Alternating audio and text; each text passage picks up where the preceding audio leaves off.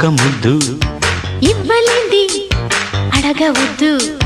వద్దు వద్దు అంటూ పోతే చిన్నదాన ఎప్పుడంట ఇచ్చేదంట